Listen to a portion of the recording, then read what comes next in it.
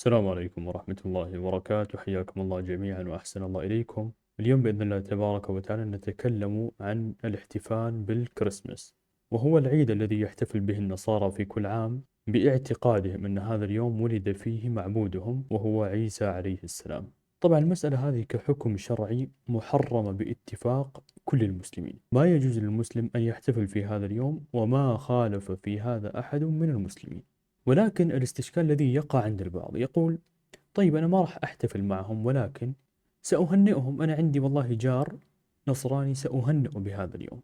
فيأتي أي إنسان مسلم يسأله: يا أخي، هو أتى وهنأك بالعيد مثلا؟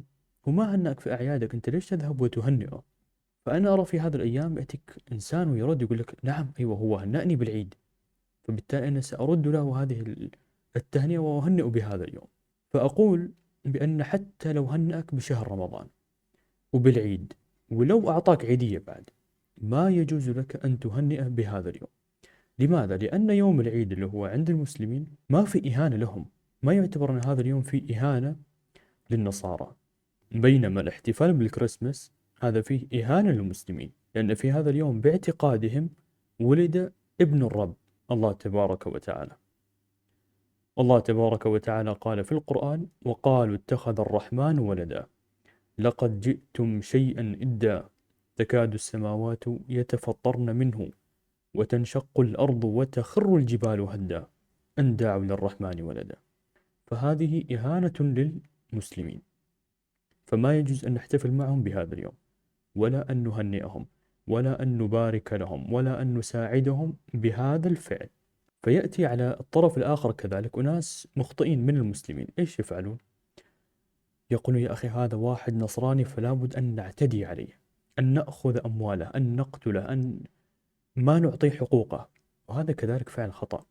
أنا لما أقول أن ننكر عليهم، أنا بالنسبة لي يعني النصراني عندي أنا كافر، وفعله واحتفاله بهذا اليوم عندي أنا كفر، وعندي فعل باطل، وعندي أمر من الكبائر. ولكن هل هذا يعني بأنه لو كان لديك جار نصراني مثلا، فهل هذا يعني لأنك مسلم تذهب وتعتدي عليه وتسرق أمواله وتهاجمه وكذا؟ الجواب لا. نعم، فعله خطأ. إذا أنت تستطيع أن يعني تمنع هذا الأمر فامنعه، لكن في بعض البلدان مثلا ما عندهم الاستطاعة، يعني الفرد ما يستطيع أن يمنع هذا الأمر، فكيف يتعامل أو كيف يتصرف؟ نقول بأنه يحاول أن ينكر هذا الأمر. طيب واحد يقول: أنا ما أستطيع حتى أن أنكر. أقول: حتى في قلبك على الأقل، وهذا أضعف الإيمان، أنك ما تقبل بهذا الفعل. لكن كما بينا، أنا ما يكون عندك لا إفراط ولا تفريط. نعم، تعيش معه في نفس البلد، تحفظ حقوقه، ما تعتدي عليه، ما تسرق أمواله، صح، لكن لا يعني أنك تتخلى عن دينك حين يحصل مثلا في مهاجمة على الإسلام، يتعدى على الإسلام، يحاول يرمي الشبهات على الإسلام.